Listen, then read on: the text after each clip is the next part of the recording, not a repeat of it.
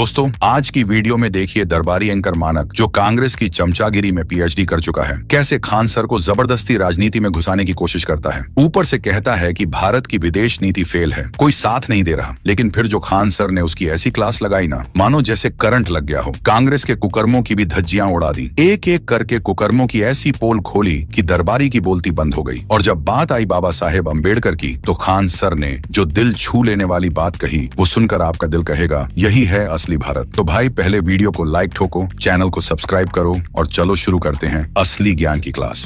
Picture चालू करो बे।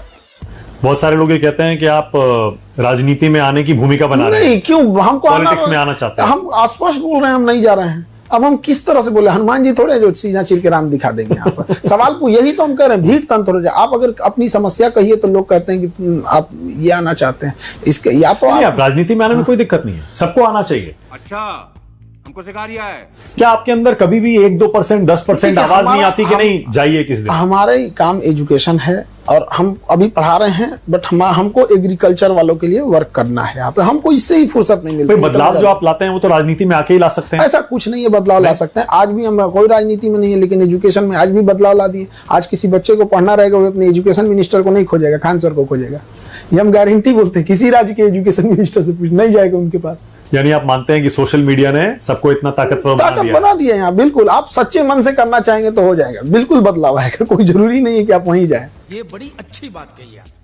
To nation theory पर आपकी राय क्या है? क्या धर्म के आधार पर पाकिस्तान बनना चाहिए था? पहली बात तो जो उस समय के राजनेता लोग थे, जो उस समय के थे, उन लोगों ने सबसे बड़ी गलती किया कि हमारी जमीन, हमारा देश को एक लाइन खींच के चला गया, इधर इंडिया, इंडिया पाकिस्तान आप मान लिए। तो सबसे बड़ी बेवकूफी है। पहला डिसीजन होना चाहिए कि हमें रेड क्लिफ लाइन नहीं चाहिए, पूरा पाकिस्तान हमारा है।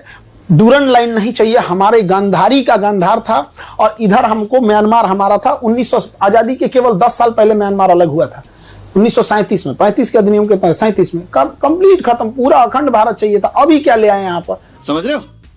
समझ रहे हो? किसकी वजह से हुआ बंटवारा? उस समय जितने लोग थे सब जिम्मेदार थे, कोई एक आदमी नहीं। नहीं। लोग कहते हैं नेहरू जी की वजह से हुआ, कुछ कहते हैं गांधी की वजह से हुआ, कुछ कहते हैं जिन्ना की वजह से हुआ, एक पटेल ही थे, कुछ लोग कहते हैं। इन सबको हटा के अगर अंबेडकर साहब रहते तो सब समझ आते। सबसे बड़ी मिसिंग होती है, लोग अंबेडकर साहब को आजादी के टाइम अंडर एस्टिमेट कर देते हैं। जिसने संविधान लिखा है, जिस संविधान की आप शपथ लेते हैं, उस संविधान के निर्माता को आप पूछते तक नहीं है संविधान जब देश बनता है तो। अरे बाप रे, ये तो धोती खोल रहा है।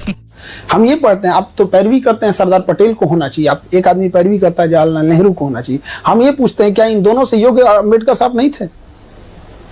आप इन्हीं से पूछिए कि आप दोनों से योग्य थे कि नहीं थे। अंबेडकर साहब वो व्यक्ति थे जिनके हाथ में था एक अलग देश बनाना। 1932 रैमजे मैकडोनाल्ड प्रधानमंत्री, लंदन में बैठ के गोल में सम्मेलन चल रहा था, गांधी जी और वहां खड़े थे। वापस आए, इन्होंने कहा कि मुझे दलितों के लिए अलग देश नहीं चाहिए, बल्कि मुझे उनके लिए आरक्षण चाहिए ताकि मैं उनका उत्थान कर सकूं। क्या जिन्ना से कम पावरफुल थे अंबेडकर साहब? नहीं, उनकी देशभक्ति पे सवाल उठा देते हैं सर। अगर वो चाहते तो वो जैसे जिन्ना ने बनाया था बना सकते थे। सबसे योग्य कोई व्यक्ति था उस समय तो अंबेडकर साहब, जिसकी कोई चर्चा नहीं। उन्हीं को प्रधानमंत्री बिल्कुल होना चाहिए, तो सब लोग एक्सेप्ट कर लेते, इवन जिन्ना भी एक्सेप्ट कर लेता, इधर इंडिया भी एक्सेप्ट कर लेता। लेकिन अपना पर्सनल ईगो में वो एक इंसान छोटी जाति से आता है, वहां भी दिखा दिया लोगों ने।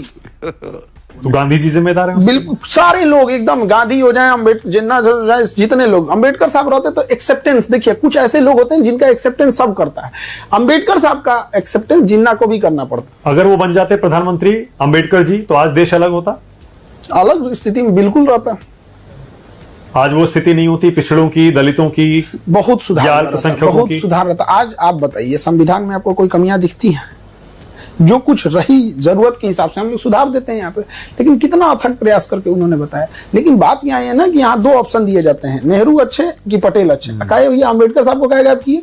बोलो नहीं, मुझे समझ में नहीं आ रहा। आप तो बिहार में पले बड़े, यही रहते हैं, यहाँ के समाज को, राजनीति को समझते हैं। बिहार की राजनीति तो हमेशा से जात पर ही चली है, जाति पे वोट पड़ता है ना, पड़ता ही है। बिल्कुल, जातिवाद कूट कूट के भरा हुआ है यहाँ पर, सब में है। तो चीजें बहुत बड़े, और यूपी बिहार में तो इतना ज्यादा है, आप भी जानते हैं। लोग तेरे को बताते थे। तो ये तो चीजें समाज में बदलाव धीरे धीरे होगा। जब समाज पैसे और एजुकेशन दोनों कमाएगा तभी जाके बदलेगा। पर कोई तो वजह होगी ना कि सरकार भी तैयार हो गई। बीजेपी कभी नहीं मानती थी, जाति गणना की मांग कभी नहीं मानी, आप बार इस बार मान ली। बीजेपी मान ली। मैं कह रहा हूं, मान ली फिर बीजेपी नहीं रहा है। ये तो आप बताइए, अगर गवर्नमेंट ने मांगी है तो ये तो उसके स्पोक्स पर्सन बताएंगे। इसका मतलब बहुत इंपॉर्टेंट मुद्दा है, मैं ये कहना चाह रहा हूं। हाँ बेटा, लगता है तुम गू खा के ही मानोगे।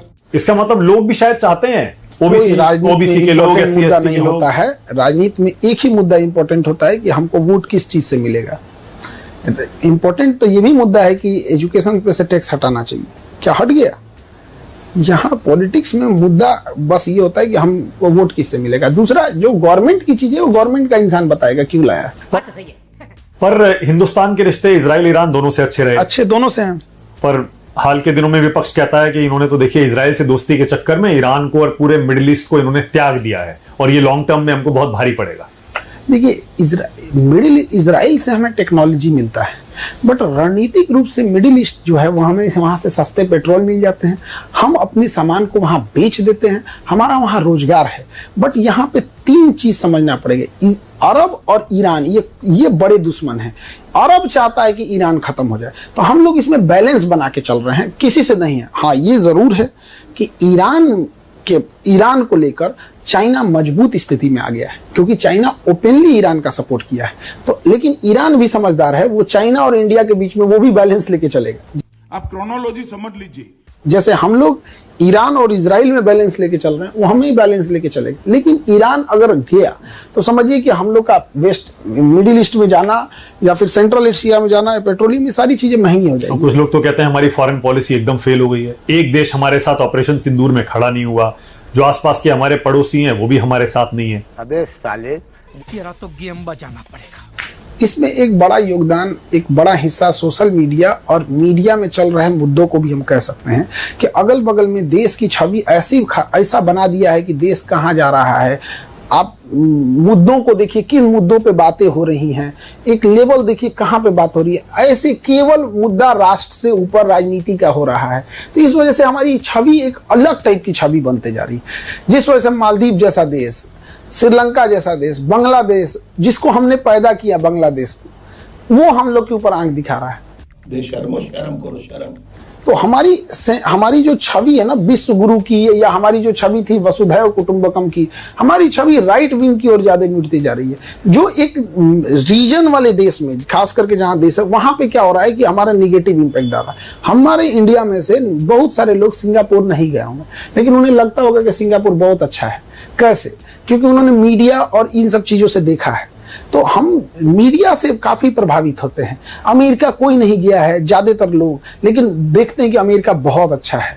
उसी तरह से हमारे देश के बारे में पता करने से पहले लोग भी मीडिया देखते होंगे, तो इंडिया से कैसे लेवल की डिस्कस होता होगा, क्या दिखता होगा, उन्हें ये दिखता होगा यार ये सब तो केवल पॉलिटिक्स करता है सब। तो अच्छा है मैं अंधा हूँ। तुम्हारी पार्टी अच्छी कि मेरे, ये प्रधानमंत्री सही कि ये प्रधानमंत्री। अभी तक आप ये ज्यादती कर रहे हैं मीडिया के साथ। सिर्फ मीडिया कैसे दोषी हो सकता है फॉरेन पॉलिसी के लिए? जली ना, तेरी भी जली ना। वो तो सरकार उसके लिए जिम्मेदार, विपक्षी दल जिम्मेदार, जो लोग इस पर बहस करते और करवाते हैं। चड्ढा समझाओ इसे, समझाओ। इंटरनेशनल लेवल पर डिस्कस करने के लिए किस लेवल के लोगों को बुला के लाते हैं लोग? जो मीडिया में बहस करने आते हैं, सो चार ठो मुर्गा जो लगाया जाता है, किस लेवल के रहते हैं लोग? जिनको बिम्स्टेक में कितने देश हैं ये पता नहीं है, आसियान और सार्क में अंतर नहीं पता चल पाता है, संघाई कॉर्पोरेशन और नाटो में अंतर नहीं समझ पे आता है। और मीडिया में आके और वो चार आदमी बोलते हैं कि हमारी पार्टी में ये था, हमारी पार्टी में ये था। कोई कहेगा कि इंदिरा गांधी इतनी बहादुर थी, तो कोई कहेगा मोदी जी इतनी बहादुर थी। यही देखने के लिए आदमी बैठा है। देश कहाँ जा रहा है? कैसी लगी आगे स्वाद? आपको लगता है ट्रंप ने ही सीज फायर कराया था? सबसे पहले ट्वीट उन्होंने ही किया था और ये बड़ा मुद्दा बन चुका है, क्योंकि आपने सीज फायर का जिक्र किया इसीलिए पूछ रहा हूं। ये तो मुद्दा बहुत था। ट्रंप ऐसे भी बड़बोला आदमी है, वो कुछ भी बोल देता है। तो ट्रंप पे भरोसा करना बहुत बेवकूफी है। मोदी जी को करना क्या चाहिए कि ईरान और इजराइल वाले मैटर में और अमेरिका वाले मैटर में इन्हें ट्वीट करना चाहिए कि मैंने अमेरिका और ईरान का सीज फायर करा दिया, यहाँ पर बदला बराबर। लेट ट्रंप, तुम उधर करेगा तो हम इधर करते हैं। वो अमेरिका है, वो इसलिए कोई अमेरिका नहीं उनको है। कोई। खान सर, अब मेरा एक रैपिड फायर राउंड, मैं छोटे छोटे नाम लूंगा, एक एक नाम लूंगा। जो पहला शब्द आपके जहन में आता है आपको वो बोलना है। बोल बोल। आराम से। हाँ हाँ। ओके। राहुल गांधी कांग्रेस के नेता हैं, बहुत संघर्ष कर रहे हैं। आप पसंद करते हैं? हमारे पसंद को हमसे आप 10 नेता का नाम पूछेंगे, हम कहेंगे 10 को पसंद करते हैं। ओके। करा ली बेइज्जती? प्रियंका गांधी, अच्छी बहन है उनकी। सोनिया गांधी, सब एक ही पार्टी से पूछेंगे। आ रहा है, बहुत लंबी लिस्ट है। राजीव गांधी।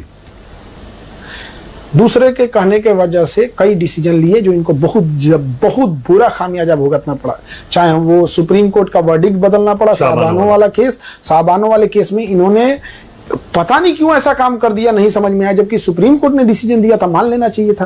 फिर बफोर्स तो घोटाला में फंसे और फंसते चले गए। फिर वो स्विस बैंक, लोटस अकाउंट, क्या क्या क्या चीजें एक ही साथ होते गई।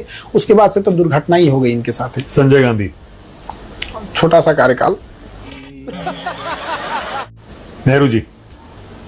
अंधेरी गली के मुहाने पे जिसको देश पे छोड़ के गए थे सब, जवाहरलाल नेहरू को, तो नेहरू को वर्ल्ड लीडर बनने की अगर चाहत ना होती, वर्ल्ड लीडर बनने की चाहत ना होती, तो देश का ये हाल नहीं हुआ रहता। चाइना पे बिना मतलब का भरोसा करना, कश्मीर का मुद्दा लेके जाना, यूएनओ में लेके जाना, अपने आप को यूएनओ का महासचिव बनाने की ये सोच लेना, बिल्कुल एकदम गलत। चाइना के प्रति तो इनसे घटिया नीति कोई लाया ही नहीं था।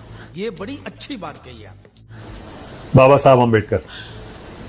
अनमैचेबल। चेहरा खिल गया एकदम अम्बेडकर जी का नाम आते ही। अनमैचेबल, अम्बेडकर साहब अनमैचेबल। और ये तो आप कह ही चुके कि उनको पहला प्रधानमंत्री बनना चाहिए था देश का। ये सरदार पटेल।